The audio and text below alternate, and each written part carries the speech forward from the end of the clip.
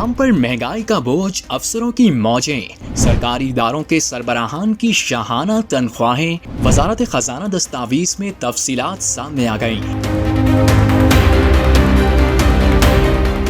पाकिस्तान कर्ज में डूबा हुआ है। आवाम महंगाई के समंदर में गोते खा रही है। किसी के घर का चूल्हा ठंडा है, कोई बिजली के बिल देखकर बेहोश हो रहा है। लेकिन दूसरी तरफ सरकारी महकमों के नवाब हैं कि उनकी अयाशियां खत्म होने का नाम ही नहीं लेती। जी हाँ, मुल्क दिवालिया होने के करीब पहुँच जाए, IMF रोज नई शर्त लगा दे, पेट्रोल, बिजली, गैस, आटा, चीनी सब महंगे हो जाएं, मगर सरकारी अफसरान की तनख्वाहों पर कट लग जाए। ओ नहीं जनाब, वहाँ तो शायद कौमी इमरजेंसी नाफिज है। मीडिया रिपोर्ट्स में हैरान कुन अदाद-ओ-शुमार सामने आ गए। दस्तावेजात के मुताबिक पाक कुवैत इन्वेस्टमेंट कंपनी के MD सबसे ज्यादा तनख्वाह लेने वालों में शामिल, जो माहाना तनख्वाह 1.5 करोड़ से जायद ले रहे हैं। गवर्नर स्टेट बैंक की तनख्वाह 40 लाख, ज़राई तरक्कियाती बैंक सदर की तनख्वाह 54 लाख रुपए मुकर्रर है। चेयरमैन SECP, एग्जिम बैंक और फर्स्ट वुमेन बैंक के सरबराहान भी लाखों रुपए तनख्वाहें लेने वालों में शामिल हैं। प्रॉल के CEO की तनख्वाह 52 lakh, Pakistan single window CEO को 26 लाख से जायद माहाना अदायगी की जा रही है। मजे की बात सुनिए, ये सिर्फ तनख्वाहें हैं, इसके अलावा गाड़ियां, पेट्रोल, घर, नौकर, अलाउंसेस,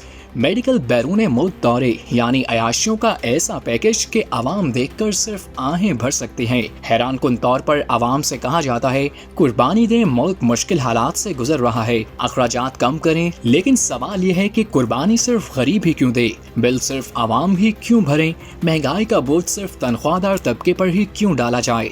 आवाम का सवाल ये है कि कभी किसी बड़े अफसर ने ये कहा कि मुल्क मुश्किल में है, मेरी तनख्वाह कम कर दें। जवाब है नहीं। यहाँ तो हाल ये है कि मुल्क डूब रहा है, मगर सरकारी इशराफिया की परवाज फर्स्ट क्लास ही है।